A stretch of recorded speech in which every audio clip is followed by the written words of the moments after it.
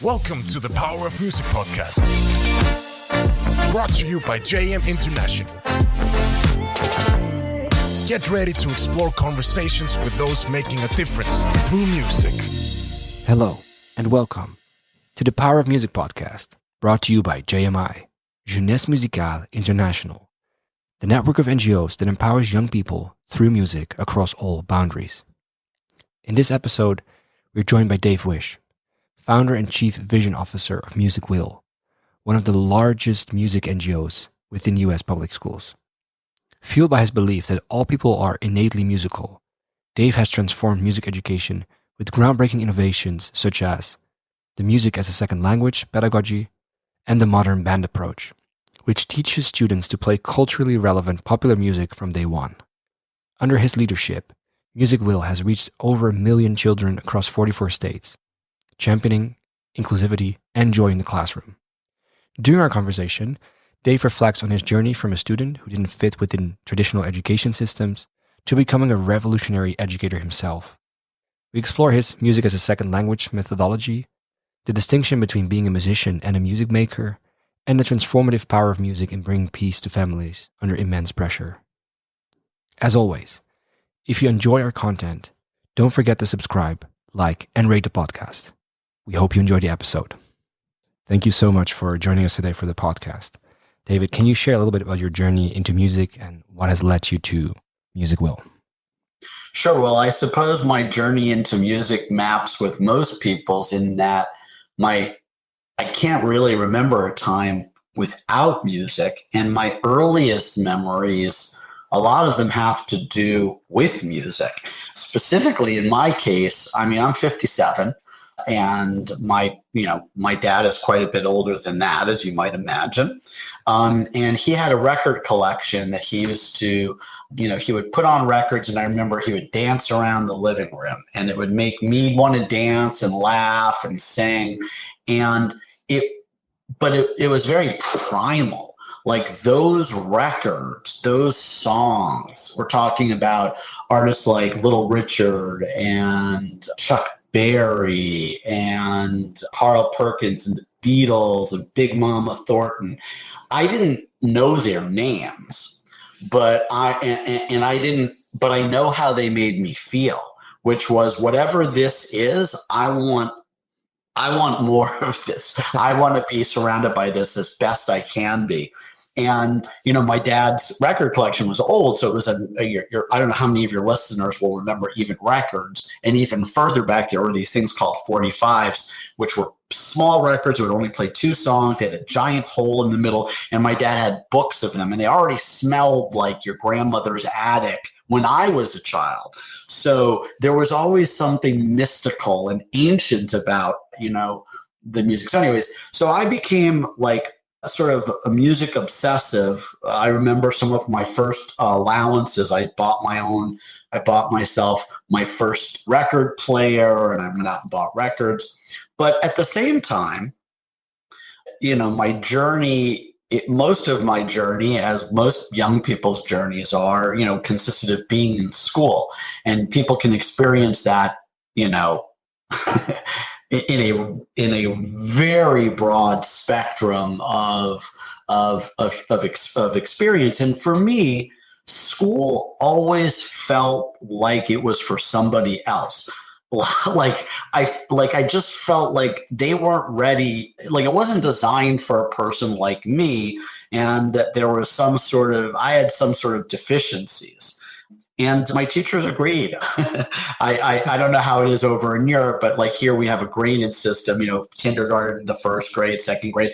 So I like to joke and say that I was an expert in first grade because I taught it for 10 years as an adult, but I also took it for 2 years as a child. They held me back 1 year. And I was so good. They wanted me to show the other kids how to really do it right. But kidding aside, at the time, it was actually really traumatic for me. I, felt like, wow, I guess I'm not that smart, or I'm not that talented, or, nobody really wants me here because I can't do the things they want me to do. And that also, by the way, extended into music. So my love of music began outside of school. And when I got into school, my earliest memories of school music were, I mean, they were vague, but they were like, this is boring. This is not, I'm not interested in this. Even though I loved music, music class just felt like it wasn't the music that I was used to culturally. And then I remember in the fourth or fifth grade, we got to pick an actual instrument to play, which now we were talking. And I was like, wow, I want to pick the guitar. Well, there was no guitar. So I picked what looked like the closest thing, which was the violin. And it looked like a little teeny guitar you shove under your chin. And so I took the violin, and I remember bringing it home, and I remember the excitement of it and the smell of the rosin and the bow. And, what I quickly learned was, but we were still going to be doing the same music we always did. So like, Three Blind Mice and I don't know, Go Tell Aunt Rhody or whatever. And my enthusiasm really started to flag. But then I had an idea. I was like, what am I going to do with this thing? I don't know any music that they play on this. And the music I've heard that they play on this, I don't really like. But there's that song. There's that one song that the Beatles did. What's it called? Right. Eleanor Rigby. So I went to school the next day. I was very excited. And I asked my music teacher if he would teach me how to play Eleanor Rigby on the violin. And he said, no, you get that music at home. We have different music here. So on top of it all, so I wasn't, I couldn't be connected to the music that was actually moving my person, my young self, my inquisitive mind, but also on top of it, I'm dyslexic. So it was really difficult for me to learn to read. That's something by the time I was in third grade, I had mastered and I became a voracious reader, but I never got over the hurdle of reading music. And the combination of having to read music that I didn't like made me quit. And so I quit music. I quit that music class in the fourth or fifth grade. Everybody had to be in chorus. So I had to be in chorus, but my music teacher told me that I couldn't really sing that well, which I already believed about myself. So she was like, you can just mouth the words, that'll be okay. So, but then when that ended, I remember I went into, what was it? Oh yeah. And then my final attempt at formal music education was maybe I think it was early high school. I was probably like 14 or 15. And I wanted to play the guitar, but someone had told me that playing guitar was something that took an impossibly long amount of time to get good at, which, to my 14-year-old mind, they said it would take 2 years. I was like, 2 years? Who has that kind of time?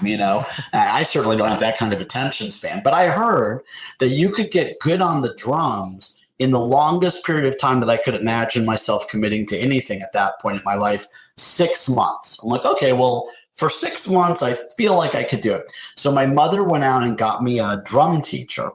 And before the first lesson, I had mapped out in my mind, okay, here's all the Led Zeppelin songs I want to learn. Here's all the Clash songs I want to play. What color should my drum set be? How many should I get? How many of the drums? And I learned quite quickly that was not how my drum lessons were going to go, because my drum teacher put what was called a drum pad in front of me, which is basically like a drum without a drum. It's just a round disc. Your listeners will know. And he told me yeah, we're not going to play that kind of music, because I'm going to show you how to play jazz. I'm going to teach you how to play rudiments. And once you can do that, you'll be able to play whatever music you want. And by the way, that music's really not that good. So, whatever. We weren't seeing eye to eye. I wasn't going to get a drum set. I found the practicing of rudiments really dull. And so I quit that. And I, if you'd asked me at age 14 or 15, where do you want to play music? I would say, yeah, I would love to, but I just don't have it, and so and I do remember most of my childhood, I had a mirror up in my room, and I would jump up and down on my bed with a tennis racket or a canoe paddle, pretending that it was a guitar. So, life is funny. And as John Lennon said, life is what happens to you when you're busy making other plans. My senior year of high school, a dear friend of mine, Paul Brill, had already picked up the guitar and he was getting, I thought, really good. He was playing all these different songs of all these artists that I knew and liked. So I was like, well, there's no way that Paul is any goofier than I am. At best it's a tie. So if he could do it, maybe he could show me how to play guitar. So I asked him, hey, Paul, can you show me how to play guitar? And he gave me a couple of lessons. He was like, and they were very different from every other music lesson I'd ever had. It was, hey, put your fingers here. What do you want to play? And he taught me a few chords, and soon we were playing Bob Marley songs and Grateful Dead songs, just simple chords and simple strumming. But for me, it was like a lightning strike, and it changed. I could feel it from the moment that I first started playing a song that felt like a song. I'm like, oh my gosh, this sounds like Neil Young's song that he plays. And I love that song. I love how that song makes me think and feel. And so as I went off to college, I became an obsessive music maker. I was playing hours and hours every day. I was cutting classes in order to play. I was in bands. I was playing out at night. And then whatever, I graduated college and I became a first grade school teacher. Again, sort of by accident, and there's great irony in that I would become a first grade school teacher. And I'm first sure grade forever. Yeah, I'm sure both of my first grade school teachers would be like, that guy? But, I guess in some ways it felt like there wasn't really, even though it was not planned, when I became a teacher, it was really like, wow, I want to make school different for children than it felt for me. I want every kid to feel like this school was built for them. Like I'm only here for them. I don't have some kind of ideal kid or zone that I'm teaching to. I want every kid to feel connected to one another, to the school. And so, but there was no music program at that school. So I would bring my guitar in and just whatever, play songs for the kids on the carpet. And very quickly, it was obvious that the kids were super into that. So I would greet the kids at the door with my guitar and they'd give me a high five and they would strum a chord. And then one day it occurred to me like, well, maybe I should just try to teach all my first graders how to play guitar. So I begged and borrowed a bunch of guitars from my derelict musician friends who owed me money or favors, or usually both. And I started a class for 35 first graders. And I went to the music store like a good teacher to buy my curriculum. And there were all of those same terrible books that I had seen as a kid, Merrily We Roll Along, Row, Row, Row Your Boat. And I was like, okay, I cannot do this. And so my first class, I asked all the kids to write down all their favorite songs on one side of an index card and all of their favorite artists on the other side. And if they had trouble writing, remember, they were 6. I would ask them to tell me and I would write it for them or with them. And I was like, okay, well, that's what we're going to do. And I went and I learned all those songs and I put them in keys that would be easy to play. And very quickly, I noticed something was up because all the kids started, they were all playing.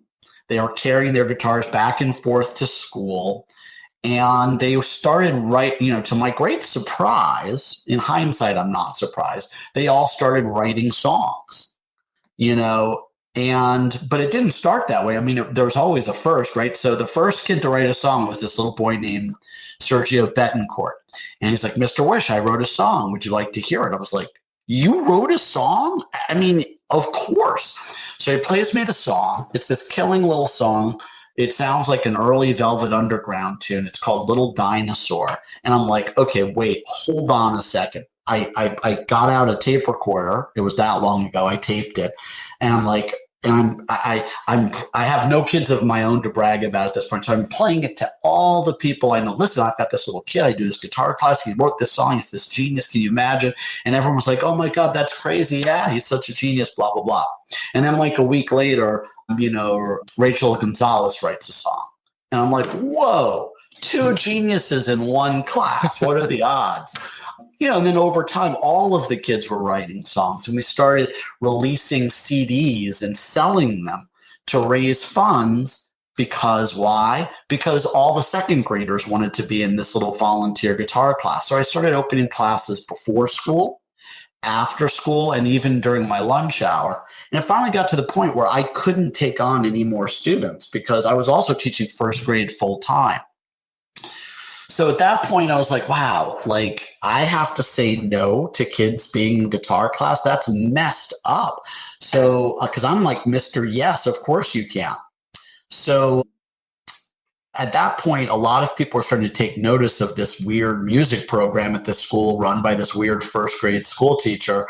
That was, our kids' records were on the radio. People like Carlos Santana and Bonnie Raitt and John Lee Hooker, who lived in the area, gave us guitars and visited the school. And so I started reaching out to other school teachers to train them and say, hey, look, you could do this too. Here's my approach. Here's the curriculum. And I can even give you instruments. And so it started to be not just me and my guitar classes and music classes, but me and the teachers that I trained, and it started to grow. And I'm a slow learner. I think I proved that. 2 years in first grade and 10 years teaching it. It occurred to me, wait a minute, I actually love teaching the teachers almost as much as I enjoy teaching the kids. But when I teach a kid, it's a delta, it's a one, I teach the kid, then they go, and I have to teach another kid. When I teach a teacher, they can go on and teach many more kids. And so it occurred to me that I could take this new approach to teaching music, and I say new in quotations, I'll talk about that in a minute, and train other people to do it. And we could reach many, many more kids like me that might not participate in a traditional music program. And that is when I decided to leave my teaching job at the end of one school year and start Music Will as a nonprofit to transform kids' lives by transforming music education. And that was way back in 2002. So before I go into the nonprofit, I do want to say one thing about how I taught.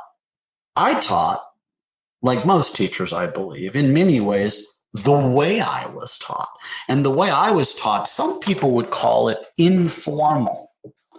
And that's a word I struggle with. I would call it more like normal or human or biological, or how it was in the beginning, right? What does that mean? Well, written music is at most a few thousand years old, and realistically, Western style written music and its conventions are much newer. But humans have been making music for tens of thousands of years, as best we know. There are flutes that our ancestors made that are 40,000 plus years old that play pentatonic scales, and Lord knows what else they made out of things that could have disintegrated, like wood flutes and etc. And this is like orders of magnitude older than written music. And the same thing, of course, we don't know for a fact that humans were speaking 50, 100, 200, 300,000 years ago. But of course, all the evidence would point to the fact that they were. That's how they transmitted culture and knowledge and technology. So the written word is at most 5,000 or 6,000 years old. So I wasn't thinking that. I was just sort of feeling my way, and I was like, well, I'll just sort of show you how to put your fingers. I'll show you, and I won't trouble your little head with this. Is this a major chord or is it a minor chord? Is it, what are the notes of the chord? Like, that's actually an afterthought. The real thing is, let's get you making the music, the agency, the speaking of music as soon as possible. And the last thing I'll say before I move on is that I also wasn't teaching in English. I was a bilingual school teacher. So all of my kids were Spanish dominant, first generation Spanish speakers. So my job was to teach them to read in Spanish while they were learning or acquiring English, so that they could then, by the time they got to second or third grade, both read in their native language, but then transfer those skills to their new language, English. And my training was in second language acquisition theory. How is it, that people acquire languages? And it's fun to talk to you as a European, because we bilingual educators here in the United States have a joke that we like to tell one another. And it goes like this: what do you call a person who speaks 2 languages? Bilingual. And 3 languages? Trilingual? Sure. How about only 1 language? An American. My girlfriend is American and she speaks only 1 language. No, that's not true. She also speaks Dutch. She's a bilingual American, so she's the exception. Okay, well she's got 1 language up on the average. But so and the joke hits close to home, and it packs a punch for me in a variety of ways, because when I think of 2 areas of education, at least in my country, where we fall short, especially juxtaposed with other parts of the world, it would be foreign, quote unquote, foreign languages, and also music, and the outcomes map similarly. If you ask many American citizens, did you ever study another language? Absolutely. How many years did you study that language for? 4 years. Do you speak it now? Not at all. What? Like, you think how well you spoke English when you were 4? Probably pretty well. So you spent 4 or 5 or 6 or 8 years studying a foreign language and you can't speak it. Wow, you must be very slow. Or maybe we have a poor system and a poor value ascribed to the value of bilingualism. And our pedagogy is maybe antiquated or broken. But the same is true of music. And it's almost, you've probably heard it even there. You talk to someone, hey, are you a musician? Now, when I was a kid, I took, 8 years of piano, but I quit. But they'll also often say the same thing. I wish I could play. Now I wish that I could play. I say that. I say that. And actually, before this interview, I recorded another interview where a harpist had the same sort of life story. She's like, I've never been a musician until she went to India and someone asked her, can you play some for us? And she was like, oh, no, I can. And she's like, oh, that's selfish. And that moment she realized, I am a musician, because she started playing on the stage even, and she wasn't the best. That's beautiful. Yeah, it's beautiful. Oh, it's so beautiful. That's very moving. Well, even the term musician, I've learned a lot. Like, I've asked, sometimes this may be something that also feels familiar to you. You ask a person, hey, are you a musician? And they'll say, no, I'm not a musician. I mean, I play some guitar and sometimes I write a couple songs and I play at a coffee house, but I'm not a musician. What? We're like, well, I play a little piano, but I'm not a musician. I'm like, well, wait a minute. I mean, like, if I ask you, can you do addition and subtraction? You probably won't say no, because you can. You'll say yes. Why is it that people push back on the term musician? So I looked it up in the dictionary, and there it says a musician, one of the definitions, is a person who makes their living making music or is gifted and talented.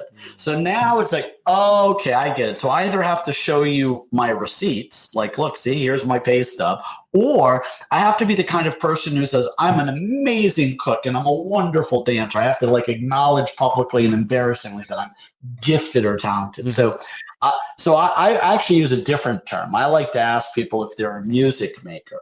And I define a music maker as someone who makes music for their own enjoyment or for the enjoyment of other human beings. So your friend, the harpist, when she realized that something was being asked of for the enjoyment of other human beings that she had, she suddenly saw her role different and her relationship to music being different. When I had my first piano teacher, I really disliked it. I had to play these ridiculous songs that are just made to learn notes, and also thought in a way that didn't make me happy. Let's just put it like that. Then I joined keyboard lessons at the local community center, which is also much cheaper, by the way. And there I just met a guy who was like, yeah, what do you want to play? I was like, what do you want to play? And then we played whatever I wanted to play. Then I started to enjoy it. But I'm exactly that person that I don't play anymore as often. I would never call myself a musician. I work in the music industry, so I'm always surrounded by musicians, and I don't feel one of them, even though I love these people. But then a few months ago, I bought a drum kit, and I haven't taken any lessons, also on purpose. I will at some point, but now I'm just playing, and I would definitely say I'm enjoying it more than anything I've played ever, and I'm definitely a music maker. For now, just in my own living room, but I'm really enjoying it. Yeah, I think that people lose sight, like music is not an academic subject first. People lose sight of that. That's not its purpose. Its purpose is not education. Its purpose is it's part of the glue that has held humans in close proximity since time immemorial. That's why so many of the world's religions use music. That's why cultures used music before writing to capture their best, most brilliant ideas, like the Iliad and the Odyssey were sung before they were written down. And we don't make music. I don't, anyways. I'll speak for myself, to improve my math scores or my social and emotional learning or my spatial reasoning.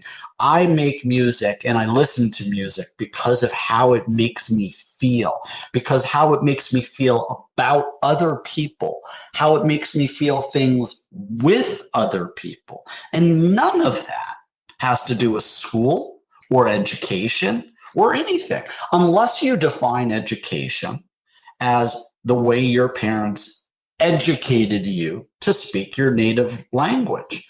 How did they do it? They just talked to you for meaning. They didn't teach you verbs and nouns and pronouns and direct object pronouns and the different tenses. It's not the, so again, you could say, oh, well, that's informal learning.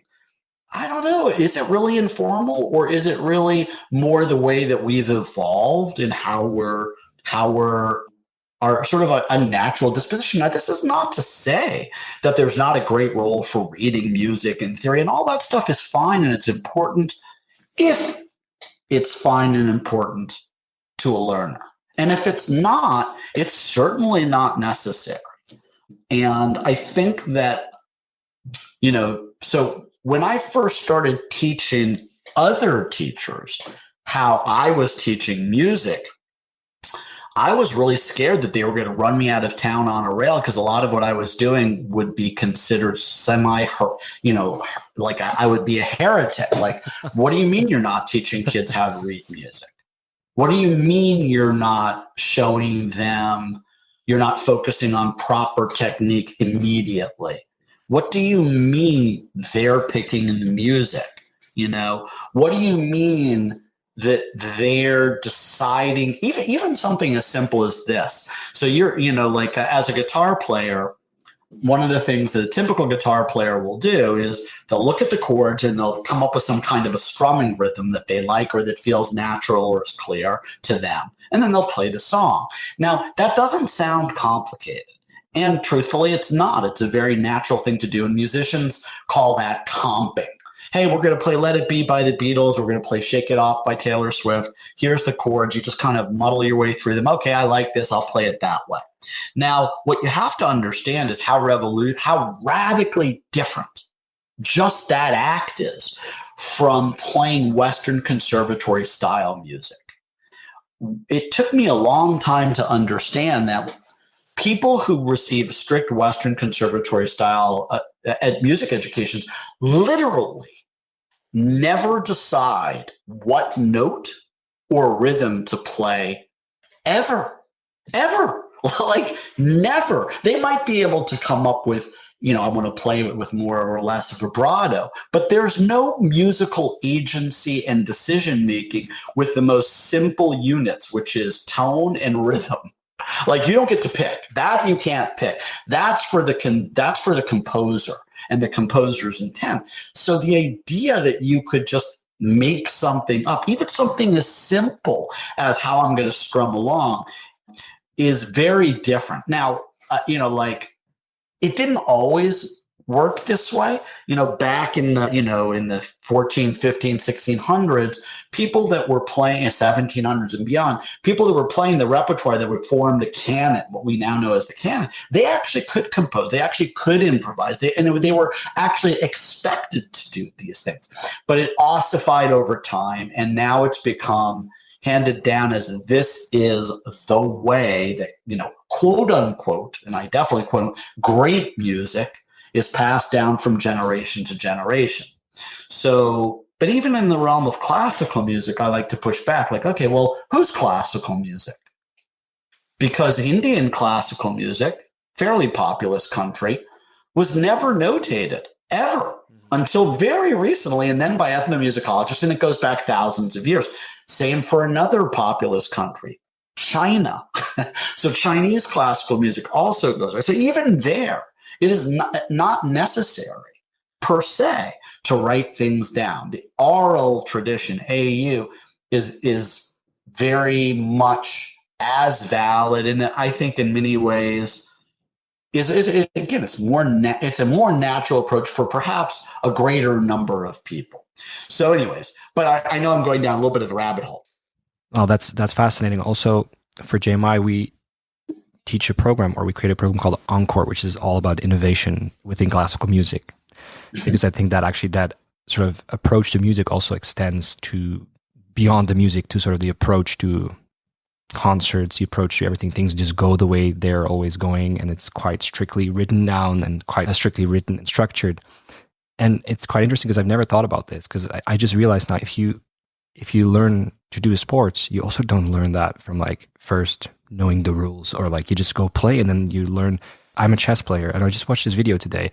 If you play chess, you also do it in a similar way. You just play. You play a lot of games, and then you learn by playing the game. And at some point, somebody says, "Hey, you're not at a certain stage. Like, if you want to improve, and if you're like, really, you don't have to. You can study opening theory. Maybe you have to learn annotation, but annotation is something you learn quite late. Like, you don't start with learning annotation because it's not useful at all." And isn't it beautiful, because it doesn't spoil the fun, Exactly. Which is why we do it. I mean, the fun and the meaning, I love that. Well, and with classical music, it doesn't have to be that way. Like, one of the things I like to say is, like, take a tune like Pachelbel's Canon D. It's just a simple chord progression. It repeats and repeats and repeats, and everybody just plays the same thing that's been written on the score. On the other hand, you could, and you got to feel most sorry for the cellist, because the cellist plays whole notes for the entire thing. Like, the root the whole time, very boring. But why couldn't they play quarter notes or eighth notes, or why couldn't they play octaves, or why couldn't they play triads, or why couldn't they do, slide into the note? And if you start taking that across all of the players in the ensemble, now you're recomposing spontaneously a composition by Pachelbel. And you could do that with Beethoven's Ninth, or you could do it with whatever. Now, you don't need to make it rock and roll or rap or pop, but what you suddenly do is you give agency to the player, and you break the chains of history and tradition that make no sense. And they do make no sense. Like, do you know what a cadenza is? A cadenza is a place in a classical music score where the orchestra stops or plays minimally, and the soloist takes a solo, and they take a real solo, a real life solo, like a guitar solo, where it sounds different every night, but not anymore. Because what has happened is that tradition has become so ossified that they now play the great cadenzas that other people once played. In fact, there's a guy named Paganini. I don't know if you've heard of him, but he was considered by many one of the greatest violinists to ever live. When he would go into town and he would perform, when it got to the cadenzas, he would turn his back to the audience. And the reason he did that, even though it was in the late 1700s, I believe, is he wanted to avoid the tapers, the people that would tape record his recording. Now, of course, there were no tape machines. So you say to yourself, well, how did they do that? Well, clever people knew, oh my gosh, it's Paganini. When he takes a cadenza, it's transcendent. He plays ideas I would never think of, but I know how to write music. So I'm going to sit there in the front row and I'm going to see all 7 nights and I'm going to write down ideas. Oh my gosh, that octave skip. Oh my God, he played in thirds, blah, blah, blah. And I'll cobble it together and I'll pedal it off as a Paganini cadenza. So if Paganini knew, now why did he turn his back? Because he didn't want copycats. If he knew that people were playing his cadenzas now, hundreds of years after his passing, he'd roll over in his grave and say, play your own darn cadenza. That's mine. That was my, in the moment.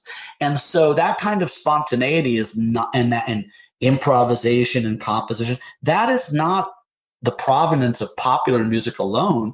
It defies genre. Now, same thing with the formality of it. Like, okay, fine. If you want to play, I don't know, a Hotel California, and you really want that epic guitar solo at the end, there's a certain way those notes harmonize. Okay, fine. Good. Do it that way.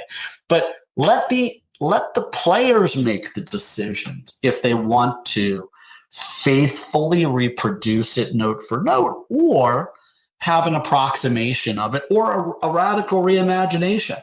And none of them are right or wrong from the perspective of a player. Do you know what has caused this sort of change? And then there's a dual change. So one in the sort of way we do music, which is very sort of static, if I may describe it like that. And then the other one that you mentioned in the total beginning of what you said, which I also recognize, you go to your music teacher and say, hey, I want to play this. And he says, no, we don't play that here. In your quest to change the minds of educators and people, have you found out what that is? Why do we sort of keep to the static? Yeah. I mean, I think people parent the way they were parented, and I think people teach the way they were taught, and I think that they think there is a rationale and an ethical reason or a pedagogical reason that may or may not be there. So there's a funny little story I like to tell. It's this little girl notices that every night, every Saturday night, her dad makes a pot roast and he cuts off the end of the pot roast and throws it in the garbage. Now, this puzzles her because her dad is a frugal guy. So she says, Dad, why do you cut off the end of the pot roast when you cut it? And he says, oh, well, that's easy because it allows the moisture to go through the meat and it tastes better. I think, but I'm not sure. My mother did it that way. So the girl goes to the grandma's house and she's like, hey, Grandma, why do you cut off the end of the pot when you do the pot roast? And she says, well, that's easy. It burns on that end, but it locks all the flavor in. I think, but I'm not sure. My dad did it that way. So they go and visit great grandpa, who's a little hard of hearing. And she's like, hey, Grandpa, why do you cut off the end of the pot roast when you cook it? And he said, what? The pot? Why did you cut off the end of the? Oh, because my pot was too small. So why do we do what we do? Why do we teach the way we teach? It's a very I feel it's a very human thing to think, well, someone showed me how to cook the pot roast. It works for me, and I do it this way, so I will show you. I will do you that favor. Someone showed me how to make music this way. I will do the same for you. I will do you this favor. But what you don't see is the real, but is that really the best way, and why are we doing it that way? And I like, some educator who I can't cite, but who I love, so it's not my quote, but it's someone else said that if kids aren't learning the way we teach, why don't we teach the way they learn? And it's not a dualistic thing. There's not one way or the other way. I think there are as many different ways of being musical as there are of being human, because to be human is to be musical. So the discerning music teacher is not beholden to one or another pedagogy out of some sort of ethical belief or pedagogy. This is the way. Sure, it's the best way for this group of people, but surely you can't imagine that it's actually the best way for every group of people. And I take a quote from Rachmaninoff here, who says, music is enough for a lifetime, but a lifetime is not enough for music. So for the people who feel they've got that golden answer, I like to say things like, really, okay, how would you teach someone to play the tablas? Okay, really, that's wonderful. How would you teach someone to play slide guitar or Chinese classical or microtonal music? Or improv. I mean, it's like you'll never reach the end, right? So some concept that this is how things should be standardized for all learners. I just rebel at, because the future is non-standard, right? So how are we going to prepare kids for a future that's non-standard by standardizing everything? And standardizing the arts makes the least amount of sense, because it's about individual expression and individuation, So, anyway, so way back in 2002, I left teaching and I founded Music Will.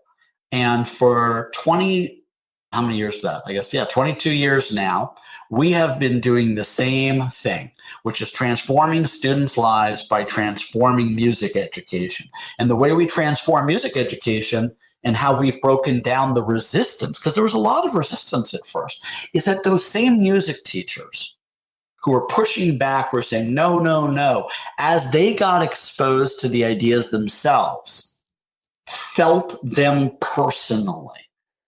Wait a minute, I've never improvised. I can't believe I'm improvising.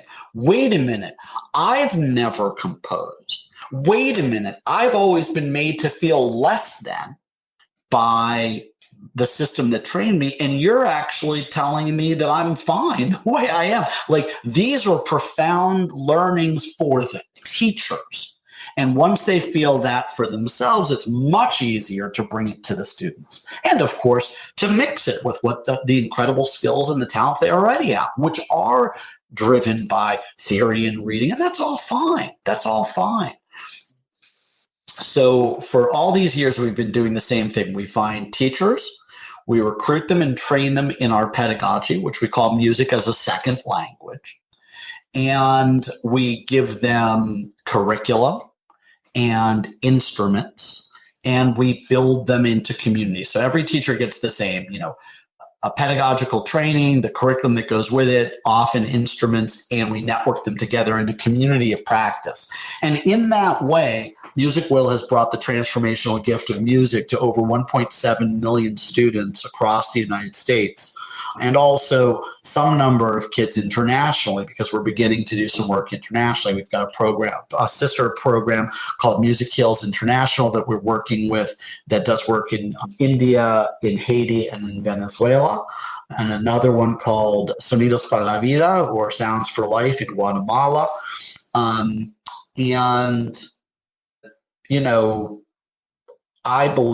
picture a time where music education writ large comes in every size, shape, and sonority as human beings do, and that music education serves people. People don't serve music education. And actually, music serves people. People don't serve music. It's fine if you want to devote your life in service of the music, but don't inflict that on the rest of us. I don't listen to music I don't like, for the simple reason I don't really care for it. And I'm all comfortable saying that, and I wouldn't want other people to. And I don't want to lobby people to like the music I like. I want to empower people to make the music that makes them who they are. And that also fits JMI's tagline, empowering young people through music across all boundaries. Absolutely.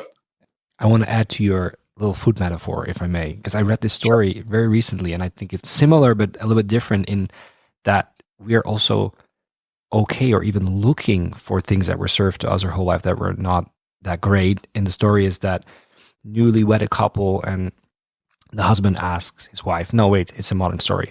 The wife asks the husband, can you make me meatloaf? Let's say meatloaf. And he does, and then she says, it's great, it's just not the way my mother made it. So next time he really goes all out, add extra flavor, and she's, it's great, it's just not the way my mother made it. So he even goes all the length to go into the region that she was born and ask people from older age, like, because her mother isn't there anymore.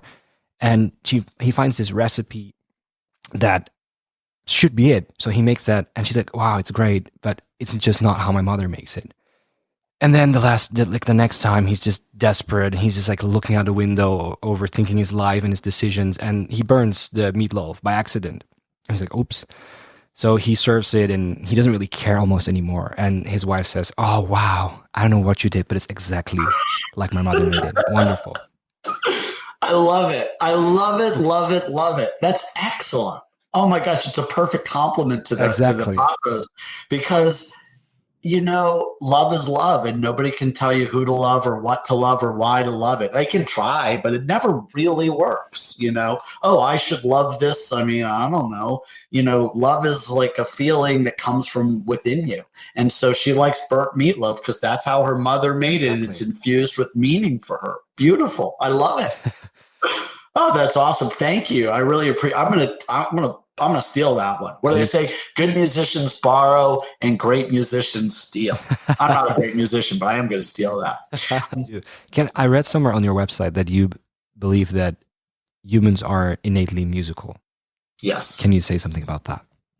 Well, the science is beginning to point more and more to the fact that making music may be an older trait in the human family than the use of language. Now, this may sound counterintuitive, but when you look at nature and you look at, say, whales who use song to communicate, or birds who use song to communicate, and other animals, insects, etc., it's not inconceivable that there were a set of melodies that were made, alarm melodies, love melodies. And the science comes down. I mean, I'm not a scientist, so I can't make a persuasive case myself, but I've been persuaded by things that I've read that show that music fires more parts of the brain than any other known activity, including speech, and that it especially activates the speech regions of the brain. That when the brain ossifies through dementia, often music remains after language departs. And then there's other vestigial traces of just how sophisticated music can be in terms of its impact on language. Like, first of all, you've probably seen across YouTube all of these funny videos where some politician is mouthing off and somebody plays the melodies that they're playing. And you can't unhear the melody then. But you may not have heard it at first. But with tonal languages like Chinese, it's even deeper. So what they found, in the United States and in the West, perfect pitch is very rare, and it only generally manifests in people who start music at a very early age. So you think, oh, this is a rare talent. Well, in China, perfect pitch is very common.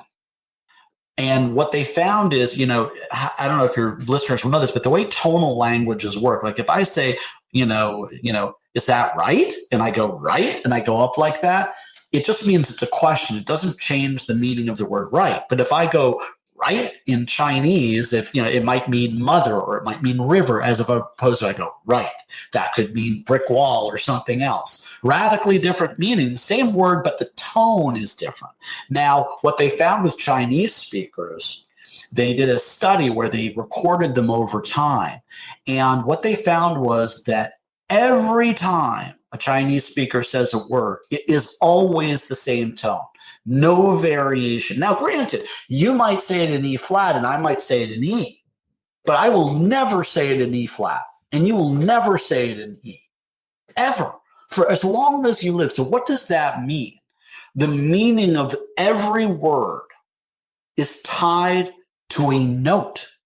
I mean, it's crazy when you think about it, but it's not crazy when you think about the fact that everybody speaks. It's so hard. Well, I mean, look, unless you have very serious cognitive impairments, I know the human family is very diverse, but the great majority of human beings develop the power of speech, and because it's so innate. And of course, I believe that the same is true of music, and that the only obstacles that keep people from making music as much as they would are cultural and financial. money is at most 3,000 years old. So that means that music as a commodity is a relatively new thing. I like the saying in Zimbabwe, I believe, that is, if you can talk, you can sing. If you can walk, you can dance. And of course, I think you don't even need to be able to talk or walk to sing or dance per se. But so I guess it's like, yeah, I think that the science is really pointing to the fact that humans are musical by nature, not just some of us, but all of us. And of course, this gets to the question, who do we accept into the human family and who do we reject? And, I'm of the mind that the more people you reject, the worse off the human family is. It's damaging. Rejecting any member of the human family is a bad idea, especially whole groups of people, types of music, types of beliefs. So that's what I would say about believing definitely that music is innate, and not for some sort of poetic reason, but really scientifically. You kind of alluded already at the vision. Where is music will in 5 years? Where are we headed? Yeah, the 5 years we envision that our pedagogy, Music Will's pedagogy, music as a second language, will be taught not only in the United States, but that people will be certified around the world to use it, and that it'll be adapted throughout the world in ways that are authentic to those communities. So a lot of times people think that Music Will is all about teaching children popular music. That is a reduction, or it's a misleading. Yes, in the United States, we teach a lot of popular music to kids, but that's because that's the music they want to learn. And that, what music do kids want to learn? And not just kids, any learner. If it doesn't begin with what do you want to learn, then it's not our approach, it's not our pedagogy. And if that learner says, I want to learn traditional Western classical music, our pedagogy would need to be adapted, because it's not going to work. Like we don't need to be able to teach you how to read and all of those things and the technique. Those things are known. But our pedagogy can be used to give you agency within that genre, and so that's where we see 5 years from now is, instead of being able to say we've served 1.7 million students in the United States, that our pedagogy will inform the majority of music educators in the United States, and that we'll be reaching over 10 million students in 5 years in the United States through our certification program, and teachers that are exposed to our ideas. Some will incorporate them into their existing jazz and classical programs, but others will start popular music programs, or both. And that same thing can happen abroad in other countries. To have a uniform sort of, like Suzuki or Orff, there are a lot of pedagogues out there, a lot of pedagogies. I think what makes music as a second language unique, so far as I can tell, is the sort of the sociology of it all. That, it's very important.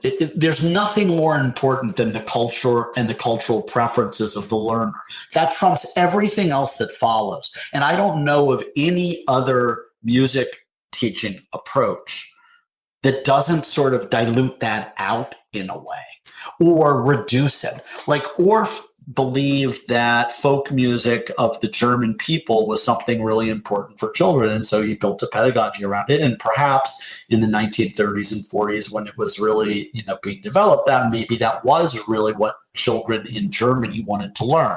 I question whether people around the world still want to learn German folk music on, glockenspiel and et cetera, or if that's sort of an example of the pot roast. Again, why are we doing that? Or would Orff, were he alive today, would he still say, yeah, here in the United States, with everything that's happened, let's keep teaching these exercises?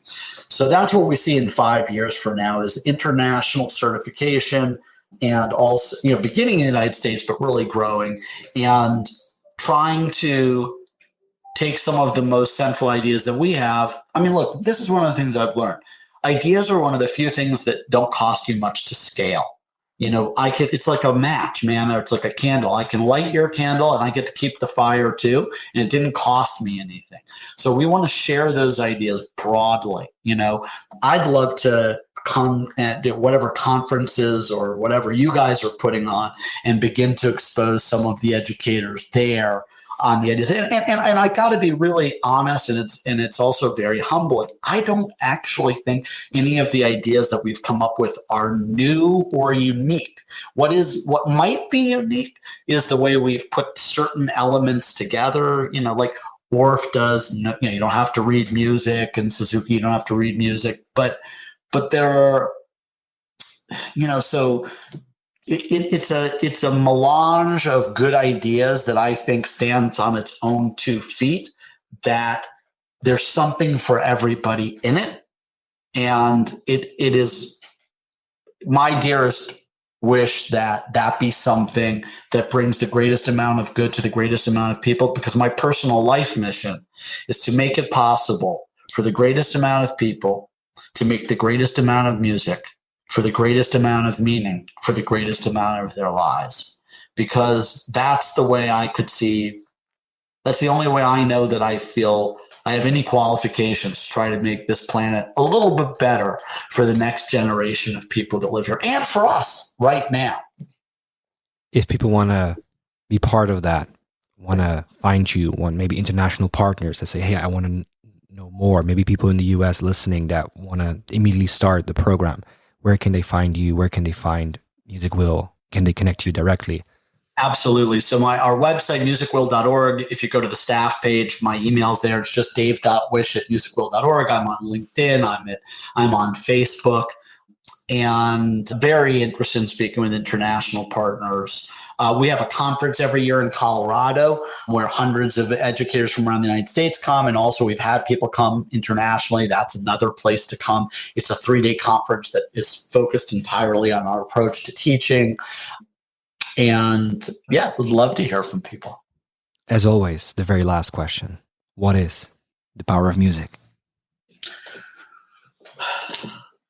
I think that the power of music is its ability, time and time again, when we get lost, to remind us of how much we belong to one another and the beauty of the human family. And that's why it's been with us since music has been humanity's emotional first responder since time immemorial. And I'll just tell a little short story. In one of my first music classes, I had the good fortune of having a little girl named Alma in that class. And she and her family were refugees from the war in Bosnia. This is back in the 1990s. And they've seen horrible things and had fled terrible things that no child and no adult should have to go through. And they come to America. It's very stressful for them. They're living in a very difficult community. That's where I taught. And they're really struggling to make rent. And the mom and the dad are fighting. And I remember one day the dad came in and he said to me in his very halting English, thank you so much, for teaching Alma to play guitar. And I said, oh, yeah, sure, of course. And I am used to hearing that from parents a lot. No, you don't understand. What do you mean? Well, we come, my family and I come from Bosnia. Yeah, I know that. And we've just escaped this terrible war. Yes, and I know that. Well, we lose ourselves at home. My wife and I, we yell and we scream and we forget. And Alma takes her guitar one night last week and locks herself in the bathroom with her guitar and is just playing it while we're fighting. And my wife and I stopped fighting and we started crying. And thank you. Thank you for helping us remember what matters. And to me, what matters is the music. That's, it wasn't the guitar lessons. I had lessons on things. They didn't do much for me. It was the music. It was the fact that it stuck. It was the fact that it was something that Alma felt she had agency with. And she's like, this is really painful for me. So I'm going to turn to music for my solace. And the grown-ups had to grow up with her. and had to track with that. And, I've had that in my own life. And, I like to say to people, and this is, I guess I'll close with this in terms of this is another way of looking at the power of music. When life kicks you in the stomach, and it always will, nobody gets out of here alive, right? Even the nicest, best lives, there are some real challenges. What are the things that actually matter? And beyond the most basics like food and having a place, it's like having people that you love and who love you too. And your health. And when you get past that, what else? A big house, a fancy car, a $1 zillion necklace, all these stocks, that stuff is meaningless. But music and the arts are not meaningless. They're meaningful. They're full of meaning. And that's the power of music. Thank you so much. Thank you so much for having me. Thank you very much for listening. If you want more information about JM, or you would like to get involved, visit www.jmi.net. At JMI, we are on a mission to make the world more musical. That's why we created Mubazar, a digital platform that helps us manage all our musical activities across 80 countries worldwide, connecting musicians with opportunities to grow both personally and professionally. If you are a music professional looking for a better way to manage and promote your music activities, check out Mubazar. Created for music organizers, by music organizers, Mubazar allows you to run music competitions, workshops, camps, auditions, masterclasses, awards, events, and much more. Mubazar offers custom application forms, payments for your activities, jury tools, translations, analytics, and more. Mubazar is fast becoming the best place for musicians to find and apply for music opportunities online, and you can sign up today for a free organizer account by going to www.mubazar.com, registering, and then requesting to upgrade to an organizer on the right-hand menu. For more info, don't hesitate to get in touch via support@mubazar.com. It would mean a lot to us if you could give us 1 minute of your time and rate and review the podcast. In case you have any suggestions or would like to be one of our next guests, feel free to reach out to us through the JMI socials.